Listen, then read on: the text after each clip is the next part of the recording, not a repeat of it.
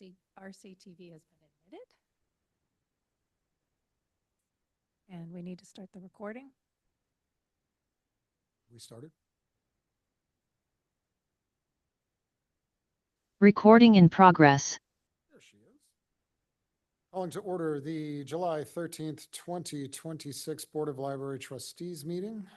Everybody is present. Do we have anybody online or any emails in the inbox for public comment? Actually, Cappy, I think you're supposed to also recognize if we have somebody on, if we have a board member Oh. on, for the record. There we go. For the record, we have Kelly Bacon attending remotely via Zoom. All votes will be roll call. Thanks. So back to that. Anybody do we have any public comment in print or physical? Nothing in the secretary's inbox. Very good. I'll move on to the next item on the agenda. Update on the trustee vacancy process. Okay, so as you know, the meeting is tomorrow. I have sharing with you the guidelines that went out in these went out in the select board packet. I'll make sure to send you all a copy. It is public record now. These are the ones you sent. They are basically the ones I sent you. Laura had one small addition to it, which I implemented. But basically it's the run of show, citing it. The select board will probably already be in session. The vote will be called to order. And this is for one joint item. And during that joint item, the library chair will serve as the presiding chair. For the duration of the joint item, Cappy will open the item. There's some suggested language, manage the speaking order and recognize speakers from both boards. That's pretty typical. If you want, you can have public comment. It's not mandatory. I think you can make that call depending on the masses of people that show up. And you keep the discussion on topic and on time, manage the nomination process, and then close the joint item and adjourn the trustees and return it back to the select board. For the discussion and comments, members of either board can ask the candidate question. And again, public comment is at the chair's discretion.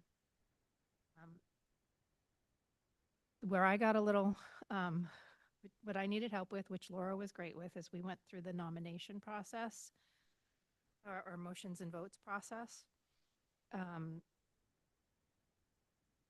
It's a combined majority vote of everyone who's there, and there needs to be a quorum of each board in anyway. So at minimum, there would be 3 people from each board. At maximum, there would be 5 from each board. And whatever total is there, whoever gets the majority of votes, the most votes, will be the selected person. The trustee chair would take motions and seconds, and you can be from either board, and then facilitates any additional discussion as needed, conducts the roll call vote. Now, in this case, and I talked with Laura, it was optional. The select board chair can do the count for the select board, and the trustees can do I just put that in case they didn't know everybody's name. So it saves Cappy having to remember everybody's name. So and then we just tally up the votes.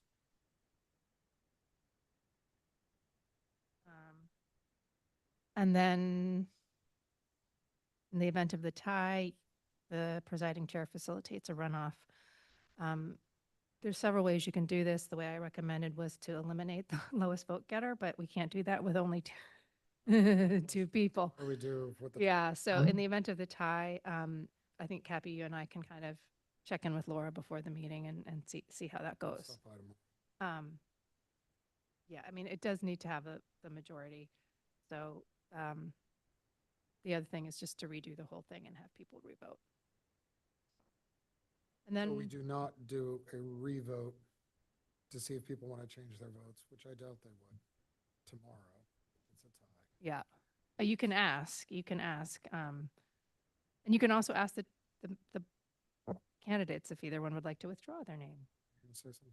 Well, I mean, I think it's going to depend in the moment, but I would suggest that if you have a tie, one of the first things would be another round of discussion among the two boards to see if anything can get illuminated based Oh. on any reasoning Yeah. that could prompt another vote in order to resolve it. If it's a deadlock situation, then I don't Well, then we have to call another meeting. picked Yeah. another meeting and then potentially more people come in. So that's the gist of it. You can, I'll send these out again tomorrow or later, I guess tomorrow I'll send this out to you all, but the select board has it. It's in the select board packet. And then, just don't talk about any of the candidates to each other, please. And love to see you there. No questions either, right? No, you can ask questions. You can Oh, absolutely. Can we talk amongst ourselves about the questions as long as they are not? As long as it's not particular, yeah, I mean, if you want to say, I'm going to ask this question, so don't, if you could ask that question, that kind of thing. I think that's fine. You just can't talk about the Thank the you. actual people. Like, I really think this person would like this question, so I'm going to ask it. Amy, I noticed it said roll call vote of those present, so are we not allowed to be? No, so- it can be, the reason it's roll call is we expect people to be on, So present includes somebody, present includes, yeah, just making sure. thanks. Zoom. My 2 cents is, I think, no discussion, no discussion. If you have questions, ask your questions. If you have more than one question, ask more than one question. And it's just, there's no formal procedure for asking questions. People can just ask. Or do I? Well, you have to recognize them. Okay.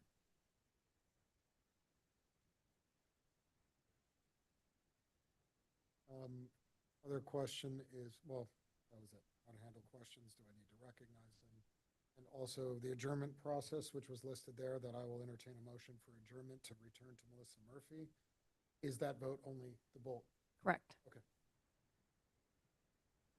That's all I have. Okay. So we're getting an email tomorrow with the names of the candidates? Oh, we already got a packet. You should have gotten a packet. We can Oh, it's resend just- it. Yeah, mean, there were 2 names. That'd be Um, separate from the library trustees packet. Yeah, there was a packet for the 13th and a packet for the 14th. I'll just make sure Oh, you get it. okay, okay, It was sent on the 9th, 7/9. okay. And it's also on the town website. If you go to Oh, tomorrow's no, meeting, it'll no, be there. no secret. So- Yeah. So I somehow didn't see that. Just a logistical question.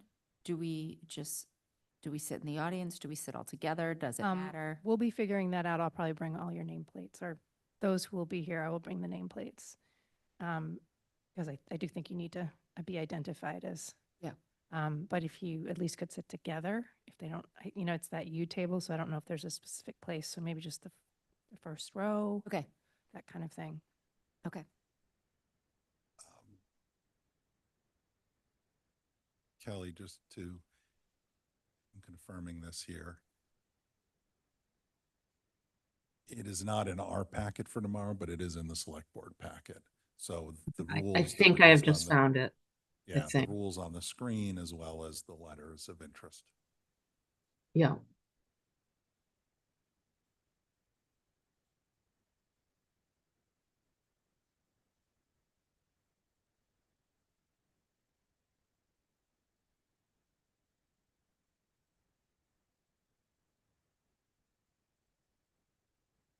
Just to clarify, everybody gets one vote. Yes, everybody gets one vote. Neither board has a weighting on that. Every vote. Nope, every vote counts the same. Majority wins. Right. Case of a tie, more discussion. More discussion. Perfect. Very good. Are there any other questions, concerns, thoughts, discussion for the trustee vacancy process for tomorrow, July 14th? If not, I will move on to the services update for print scan. Moving on. Services update, print scan fax.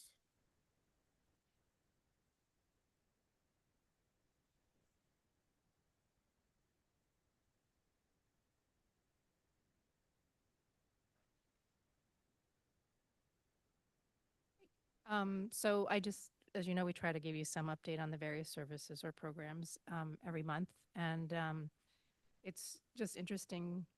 I find it very interesting that we have so much printing going on.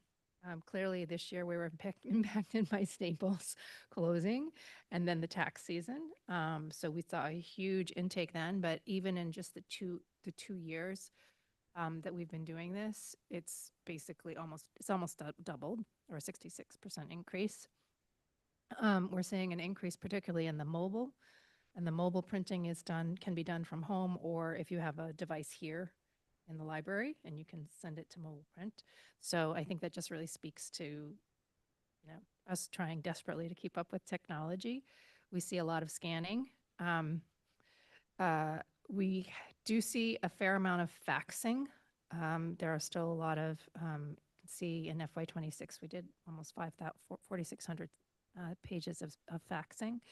A lot of insurance companies, medical companies, the government in general, they like to have faxes sent to them.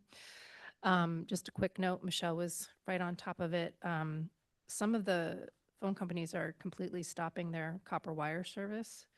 So this service that we get through TBS is completely over the internet. So if they cut the copper wires into this building, but there's been a whole string on libraries in Massachusetts because Verizon is cutting all their copper wires. So any library that's using a regular landline for the fax is going to have to find a different service. So, but Michelle checked up on that, and we're good to go. So I'm very glad we made that move back when we did. Can read through the statistics. Part of the reason I run this information, or we look at this information, is to look at what how we're subsidizing this. It is not a free service; it's a minimal paid service. Because of that increase in the faxes, we actually pay TBS for the number of pages that we fax, but it's really hard to track faxing the way it's done. So we essentially let people do faxing for free. And we use the print money literally for the toner and the replacing the printer and buying the paper. So we are running a little bit more of a deficit than we normally do. I think it was $2,700. It used to be closer to like 2,000, 1,800, but we had much less. And so I don't think we're at an emergency rate. Our revolving fines and fees are just that. We can use any of our revolving fines and fees. If someone pays for a book because they've lost a book, we can use that money to pay for faxing. So it all evens out in the end because it's all for library services. However, it might be worth considering, and I wouldn't implement it right now. But as you know, we're coming into a very tight financial time. It may be worth considering either charging the printing and copying, moving that from 20 and 25 cents to 25 and 30 cents, or charging the minimal fee of 50 cents per page for faxes.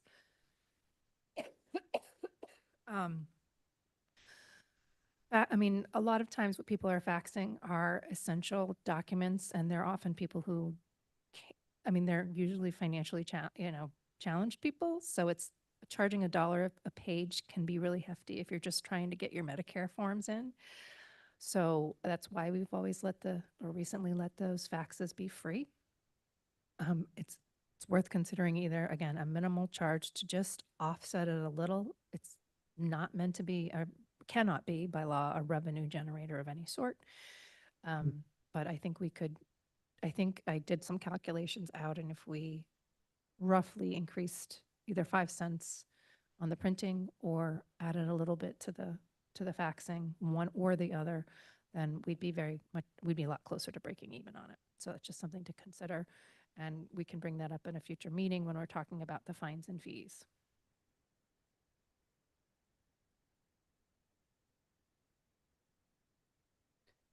$1. It would be $1. I think Megan, correct me if I'm wrong, but I'm pretty sure it's $1. Yeah.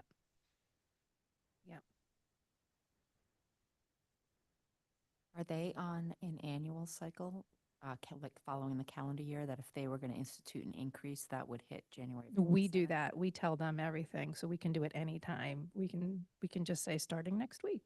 Our Hmm. prices. No, that's if we wanted to increase ours, but they're charging us $1. Oh, So if yeah. they were to institute an increase, when would that happen? Do they follow that? in Oh, the that calendar? would be, we renew our contract pretty much every year. It's on a fiscal year cycle. We would know. They'd give us a lot of notice, and we Okay. have the contract we have with them requires each of us to notify each other, 60 days in advance of major changes.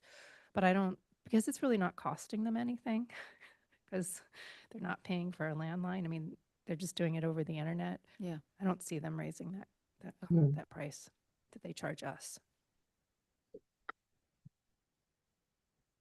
Oh, never mind. They're charging us 12 cents. So I certainly Makes a wouldn't lot want to. more sense. I mean, I think I that, saw 26 grand. I was like, wait a minute. yeah, 26. So in that case, I would feel terrible charging 50 cents. Yeah. Yeah. Like it would have to be 10 cents. It would be 10 cents a page for faxing or something like that. Mhm. But when we look at all the services through the print and the scanning, um, we're not changing anyone to scan something to an email, to a cloud drive, to a USB, to so I feel very comfortable with the printing charges because we do spend a lot of money on toner and we do spend a lot of money on paper. And then when the printer breaks down, we have to buy a new printer. So, that takes away from our being able to subsidize those faxes at 12 cents a page. I can't believe I was so off on that. I thought it was $1 a page. That's because you send so many faxes. I know. Well, 4,000 pages of faxing, that's a lot of faxing. Hmm. I mean, I'm sure not on the Staples scale, but for me, Do we have any idea of the breakdown of color versus black and white print? we can get that for you. Majority, I think, is black and white. But the other thing is, in addition to that, because of so much faxing or scanning that we're seeing, Michelle has been working very diligently on the ground floor print station, which we have. There's a self-check station, and then there's a print station downstairs. It doesn't get used a whole lot, but Where's that? it's right next to the service desk. Oh. And so usually those people on the ground floor will use that if either from their mobile device or from the 3 computers down there. But Michelle has gotten a quote for adding just a short scanner, not a big flatbed, but just a document feeder scanner. So if there's a queue upstairs for printing and people are trying to do photos and do all these other fancy things with it, we'll be able to send people downstairs to do quick faxing or quick scanning. So that'll be an investment that we're looking to pay for out of fines and fees. It's not cheap, but I think it's in view of how much this is increasing in usage. And I will definitely say during tax season, there was definitely a line. And it was really more managing the people than it was managing the devices. So it seems like a good investment. And the other thing is, you probably saw on the warrant, I think it was on the warrant, the purchase order, is Michelle also procured a new self-check station. It's a little off topic, but our self-check stations, which we're in the process of replacing, they're all in one, most of them are all in one computer, so it's just a touch screen with the software loaded onto it. And they're 10 years old, and so we're in the process of replacing them. But she found for a bargain price a standalone kiosk that's actually ADA compatible from Greenfield. They just redid their whole library, and Yeah. for various budget cuts, they had to eliminate some of their self-check stations. So she drove out to Greenfield with Mr. Michelle, and they brought it all the way back, and it's now down here under a tarp, and we're going to get that installed as well. Wow. So thank you, Michelle, for doing that. So Well done. I know I was looking at the mileage reimbursement. I'm like, yeah, that's about the shipping Dude, cost. So Got it before I could. no, but it was good. And it was definitely, I think we paid 5,000, and the list price for this, it's a very new model, was over 6,500 plus delivery and installation. So now we just get the installation for free, which is nice. So it was a nice savings. So I appreciate doing that. But that has all to do with reconfiguring that little area on the ground floor to increase our use of self-check printing and scanning. What's the time frame for us to revisit the costs? Cover fees, Yeah.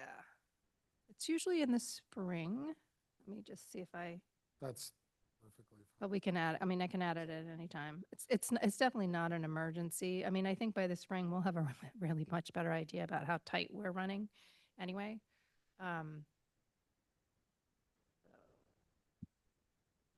can't remember when it is. At most, we can't make money off of this unless we're Right, right.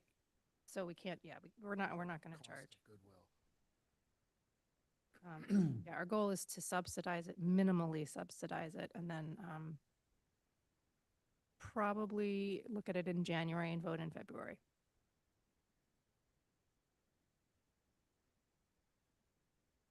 Any other questions?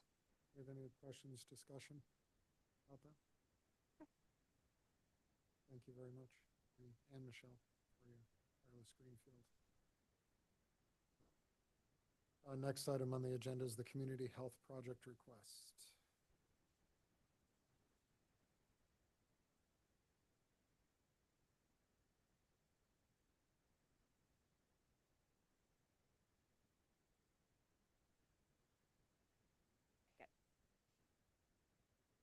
All right. So we have realized that there is a need for hygiene supplies for community members. And so a few months ago, a few of us from the library, so Sarah Kelso, trying to remember who, the public health nurse and myself, and I can't remember who else, met to discuss how we could go about creating a place for people to access hygiene supplies. And so what we've came up with is what you're seeing here. So what we want to do is collect supplies from the public and also possibly from doctor's offices and different places in town and create little kits for people to pick up in the library. To give them some privacy, we would put it in the health nook. Someone had the idea of making like a little locker where people could go in and grab something and go. It wouldn't have staff interaction at that point. And it would be soap, dental hygiene products, lotion, hand sanitizer, and a variety of things. And we also thought a little bit about maybe having it with the, and I don't have it on here, with the Boy Scout, the Eagle Scouts plan too. That might be an option, but for now we really thought it'd be good to have it in the Health Nook. So we're going to be meeting together with different members of the town, so public health nurse, hoping to get Albert involved, and maybe maybe the schools, just to see what the needs are, speaking to the guidance counselors. And then we would do a rollout of it in October. And so what I'm looking for you is to approve us to be a donation space for this, because any kind of donations that we get from the public need to be approved by you, the trustees. So Are you talking monetary donations or physical product? physical products. Yeah, we would be a collection site, and I don't actually include in here, but we would probably do something similar to what they've done upstairs with the Citizen Kids, and we would have the teens put together little like supply bags that would go into the locker so people could access it. Are you thinking travel size items only or full size? Like, what's your vision there? Good question. I'm thinking travel size. Not, that part hasn't come out yet, but I'm thinking it makes sense for them to be travel size. And then would the library have to buy bags or boxes or something to make these kits? Yes. But just a Ziploc bag. So the Hmm. kits would be the only way to distribute. My only concern would be, for example, children or somebody getting into hand sanitizer and ruining materials or lotion getting all over. That would be my concern. So if they're a kit, so all the products will be contained in something. Yes. So it wouldn't be directly accessible by children, would it? Or, They'd have to make an effort. They'd go into the Health Nook, which is right next to the reference desk. And one of the things oh, that's good about it is that the reference staff is right there, so you would see someone going in to that room. probably wouldn't be that interesting, hopefully, to children. You never know. Think about kids, never. But as long as it's contained, that my concern was just the individual small problem. Mhm.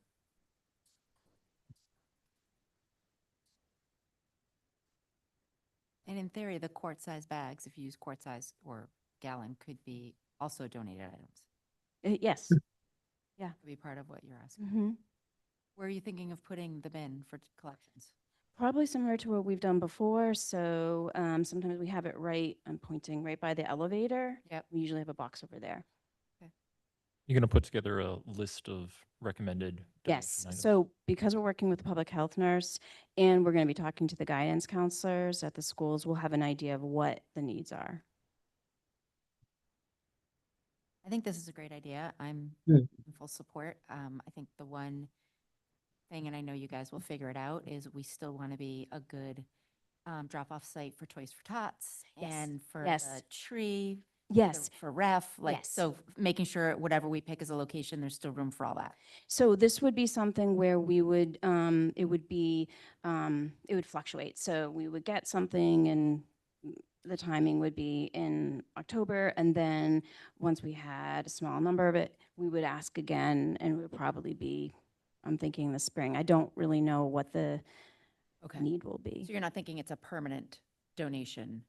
No. It It's would, going to be like a call to action. People come Yes. in for a set period of time, then you move the box away. exactly. It could be like the Friends, like once a quarter for the first 2 weeks of the Okay. quarter or something like that. And I think it's worth even investing if we continue to do this. And I did hear from Bill, and Bill did get approval for his Eagle Scout project, but I haven't heard much motion on that. But I believe that's going forward, and I just think it pairs nicely with that project and Mm. being able to brand it a little or get a nice, like not just a Amazon box or something, but a nice box with some nice signage. Like the Friends have a nice bin that they Mhm. have signage on. So I think we could do something special to make it regularly there, and so that it becomes like, this is what you can always bring this to the library. Oh, save up your little toothpastes and bring them to the library, that kind of thing. Thank you.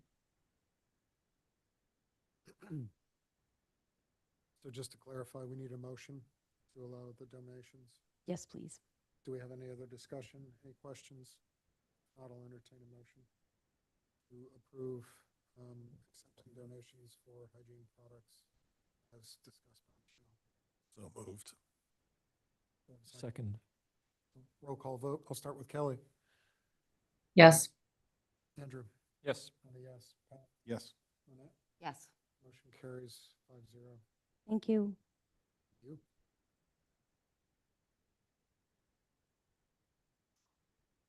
I'll tag on to that, and if there's, I sort of blithely said, oh, don't worry about the trustees. They're doing the costume swap again. Oh, Yeah, they're doing the costume swap again. So Love the other swaps that we've done, you drop things like puzzles or accessories, you drop that off at the service desks, but with the costumes, they just put a bin in the front lobby. So I said, well, it's just like our other swap, so we don't need to get permission from the trustees, but we probably should have that. How does that work? I'm They just seeing start- my kids rip through buckets of costumes Yeah, all over the place. it's crazy. You'd have to ask the children's room how they manage the logistics, but they collect it starting in August. And then our staff lounge is full of costumes, and it's arranged by size, it's arranged by, I don't know, color or something. They have a whole method to their madness. Age, and then I am always absent on that day. But but they do an amazing job, and then they do donate anything left over. They'll take them to Goodwill or other places that are collecting. It's like a mayhem rush, like thousands of children. just It's not like the wedding dress thing. No, it's not quite that bad. space. No, but they have a lot of fun with it, and the kids have a lot of fun. And I think some kids get costumes, even though they're going to wear something else for Halloween, because they just like to wear costumes. We often have people coming in very fun dress all year round. So, but if you feel that's something you don't need to take a vote on, because it literally is like, again, every other swap we do, you drop things off at a desk. It just happens to be big enough that they want to just put a bin in the front. Are there any objections or? Just a point of discussion. You guys have been doing it for years now. I think so, and Everyone loves it. and I feel like, yeah, I wouldn't want to change it. okay, great. All right, I'll tell Carrie we chatted about it and they're all set to go. Anybody else have any discussion, question? On board, totally on board. Just leave it the way it is. Thank you. Okay, moving on to the appointment of the celebration, appointment to the Celebration Trust Committee.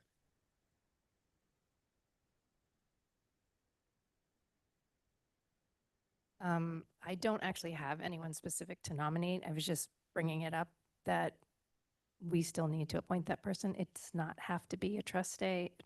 It can be a trustee. It's a very light lift. They only meet like a couple times a year, and then they disperse money to people who apply for, basically it's a grant, a small grants. So just something to keep in mind with your friends and family. If you know anyone who's interested, particularly if someone who's interested in the history of Reading, that would be great. Oh, that reminds me, I should ask Jocelyn. Yeah, I knew it was hanging out there for several months. Oh. And, I'm happy to help. I'm happy to temporarily Do you want to? Oh, that would be great. see somebody else who might want to fill in. We You know, if you want to do it, yeah, Do we need a motion? you would need to motion to nominate and appoint Pat. just feel bad that it's been several months knowing that they don't actually meet. Yeah. I think it's less than you think. I think it's like a yearly.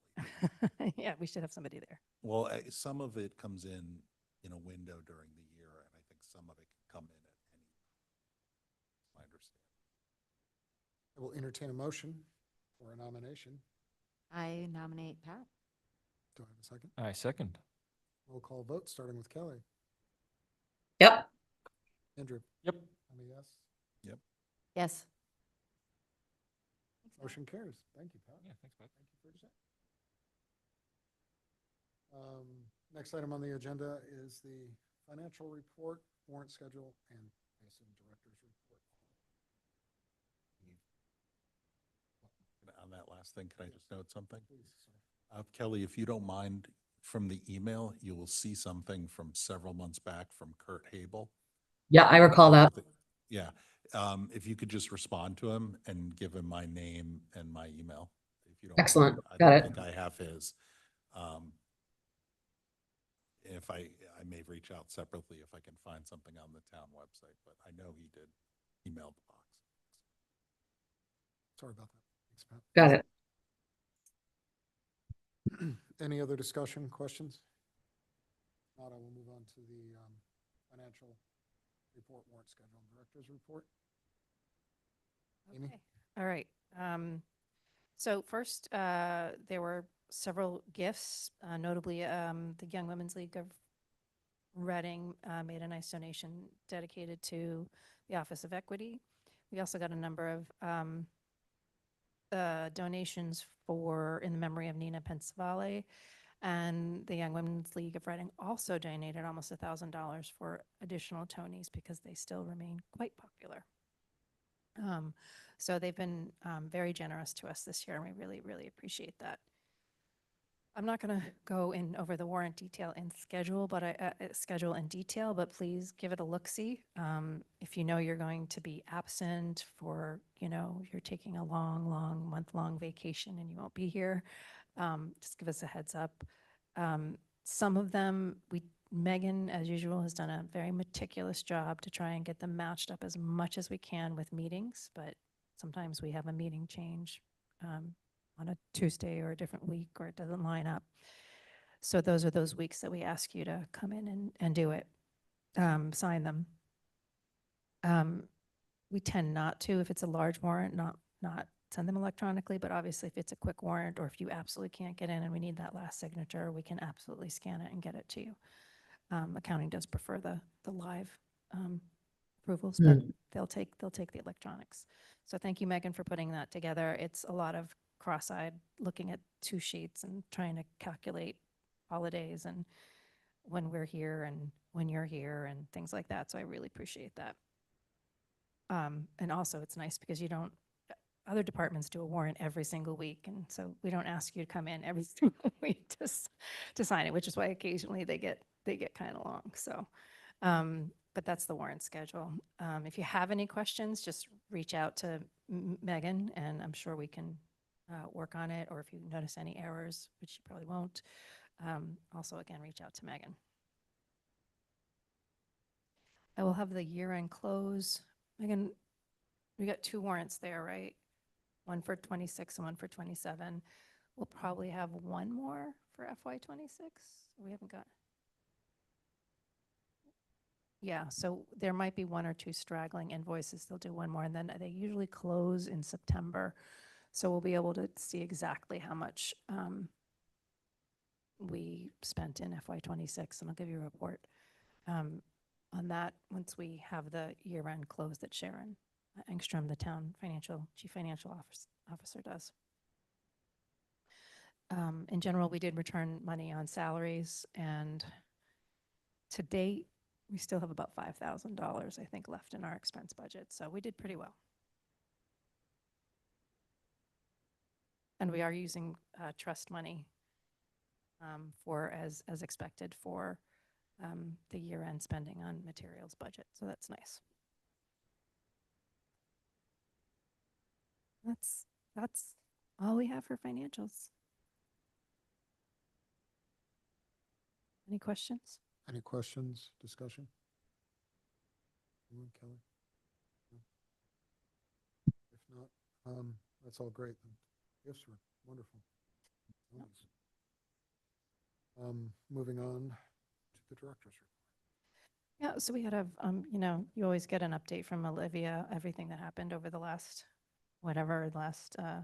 quarter of programming. But as you know, it's summer reading. They already have over 500 people signed up, all different ages. So they had to order more passports. So I think they're looking at trying to round out at about 600. It's been really sort of a new way to do the summer program, or a different way to do the summer program. We've actually gotten some great constructive feedback as well. So they're already looking at how they can improve it again for next year. I think the most difficult thing is not being able to be all things for all people.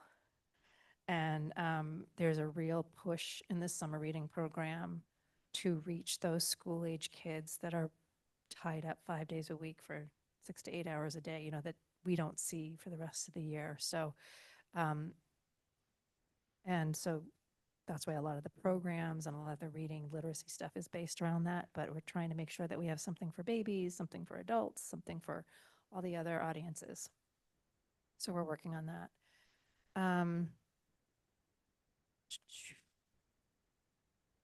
Mestival was fun while the financial forum was going on.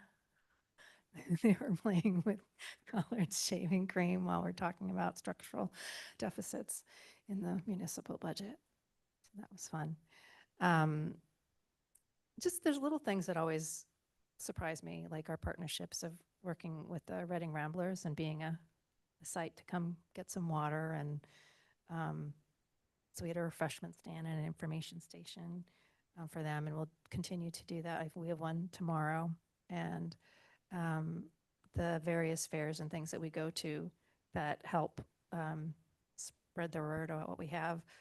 I can't say enough about the Let Grow campaign. I don't know if you're familiar with this, but it's something that's started by the schools, and it's really encouraging young people of all ages, kids basically, to have more independence. It's roughly structured around one of the books that was like, what's it called? The Anxious Generation.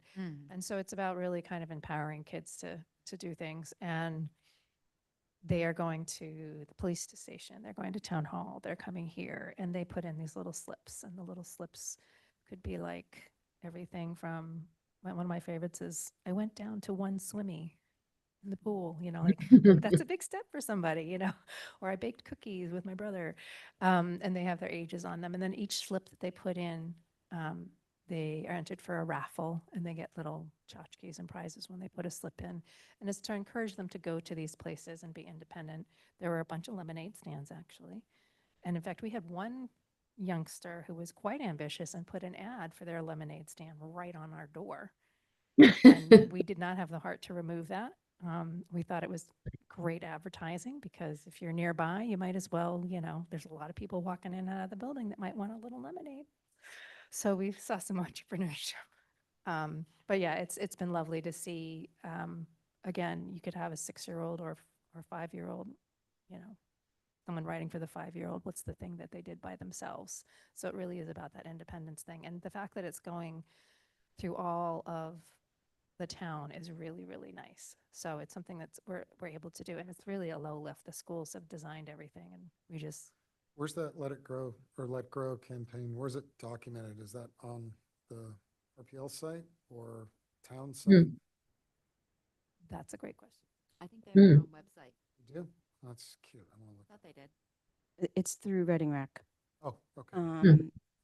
But if you don't have a Reading Rec membership, they'll do it through a Google form, and it gives you all the information. Yeah, there's a QR code on our front lawn, right? Oh, I was supposed to get more signs. Yes, and there's also a QR code right in front of Borrower Services. So if you go upstairs after, on the left-hand side, you can see all the different raffles, and just there's a QR code too that brings you right to the website. Thank you. And they're starting a newsletter, and there'll be a challenge each week for the remainder of the summer. And so it's really it's a very thoughtful program. Town's main website. There's a big article on the town's main website with a link to the challenge.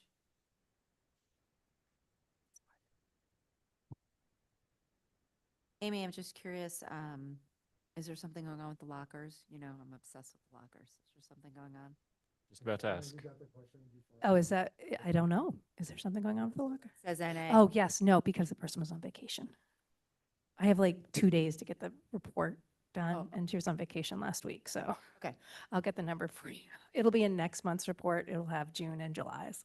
Great. So- But the lockers were working. Yes, they, Yes. absolutely, Oh, really, yes. Thank you for, I should have pointed that out, but yes, it's not a. I wondered if the 100-degree days that was it. It could was have been. done. It could have been, but yeah. So, and the other thing we're excited about is having a library card sign up in September. We're going to be doing it at Market Basket, and we'll be targeting the employees there as well as people coming into it. And we do have a staff member who's fluent in Spanish, so she'll be one of the people that will be going to help connect with some community members that we don't necessarily see in the library. So we're very excited about that. And Michelle is on the ball with Connected Reading. And I know that's a big planning. If you have any questions about programming, obviously you could reach out to me. You can always reach out to Olivia. She loves to talk about the programming. Oh, the other thing is that we're doing a lot of cross-training now. So we have a new project starting this summer. In July, we're doing about 2 or 3 months of shadowing. All staff members are trying to shadow at other desks that they don't normally work. Some of it's to learn how to do some of those things. Some of it is just to get a better sense of, if I'm calling over there, what is that person likely dealing with? Am I interrupting them? That kind of thing. So it's just really it's been actually everybody's been participating. It's a really nice program, and we're also doing very specific training. So, for example, when someone like Andrea Hogan goes on vacation, what happens to all those interlibrary loans? Well, now Sarah Kelso knows how to do that, so we have a backup person trying to avoid that single point of failure. Because it's always going to be that one book for that one person that is going to be really upset if they don't get it. So we always want to make sure we have a backup. We hired a new children's room substitute, Riley Kluscher, and Riley is still, I believe, a library student still, and is actually working at 3 different libraries. She's working at a library with kids. She works mostly at Brookline, working at a library with tweens and working at a library with teens. And she's just trying to figure out what kind of youth development stage she's most comfortable working with. But she's been a great addition to the team, and she's been filling in this summer. She's going to be working a regular Saturday, one Saturday a month, and then filling in for children's during vacations. Congratulations to Megan for a total of 13 years here, because she started when she was 5. She was 16. Yeah, she really, Megan was 16 and she worked until 22 as a page, 21. 9 years as a page. And Wow. and then came back as a super rock star, superstar. So, and then Valerie Gould Heighthouse has been here for 8 years. So it's always fun to see that, because I will say the majority of people nowadays are less than 5 years. We have a fairly new staff, and it's been really fun to train with them. I think that's about it. No worries. Yes, I have a very specific idea. We did a June training on our reference software, to which we really reinforced to people they were supposed to be putting in those questions. So I think that is the biggest uptick of, oh, that's right, I'm supposed to put that in there. But it was very interesting because I think we had 25 people there, and they all wanted to classify or tag each question differently. So it was a really lively discussion, but I think that was it. Yeah.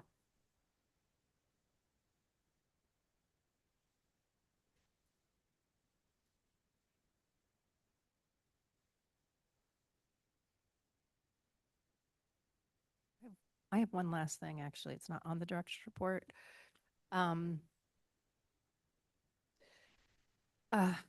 The lights outside, just so you know, if you get any questions, the taller lights all had shades put on them. They did, and they were looking very sad. They were custom made 10 years ago for those particular lights. The lights were installed. Yeah, and we felt that, the neighborhood felt, and we felt they didn't sit right. So we've made these custom shades. They were looking very, very sad, then rusting out. And so I keep saying they're out on a spa vacation. They're getting buffed and repainted. We do not have to have them remanufactured. They just need to be cleaned up. We don't have a date for return. I mean, it shouldn't be that long, but we do not have a due date. Facilities is taking care of the whole thing. They're paying for the whole thing. But we have tried to reach out to the neighbors to say that we understand that it's a little bright. It's a good time to do it because it's bright outside, so you don't really notice it till late at night. And we close those lights as soon as 15 minutes after the building closes. But just in case you get questions about it, we know that it happened. We've tried to communicate with folks, but we always miss someone. And we appreciate everybody's patience and understanding that it's just general maintenance that needs to be done, and they can't do it here. They have to go out. Yeah. Thank you for sharing. As long as it's actively being worked on. Usually it's the dark skies. They get.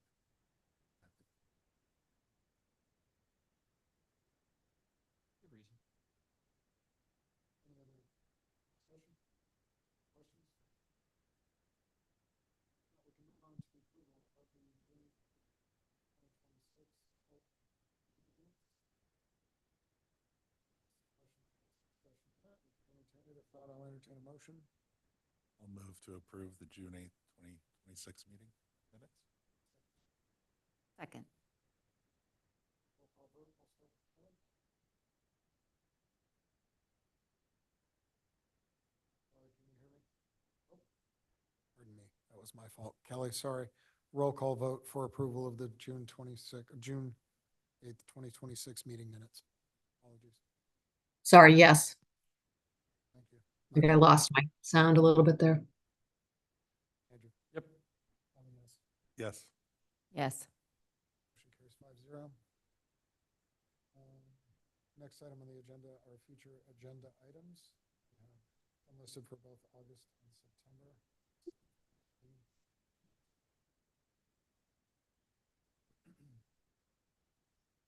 These are just standard reviewing of policies, the supplemental spending recommendations, fall programming update. And we'll have some information on the meeting rooms.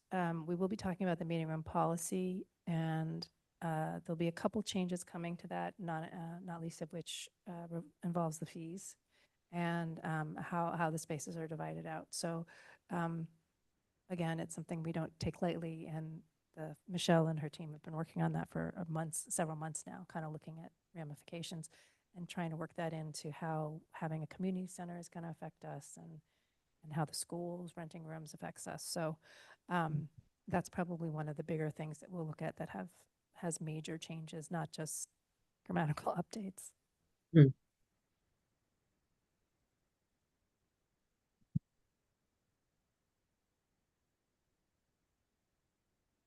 Any questions? Any other future agenda items that anyone would like to add? Discussion points? If not, I can entertain a motion to adjourn. I move to adjourn. Second, please. Second. Roll call vote. I will start with Kelly. She can hear me now because I'm using the green light. Yes. Thank you, Kelly. That was awesome. Yes. Anything else? Yes. Yes.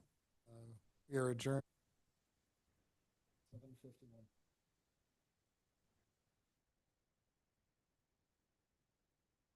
Recording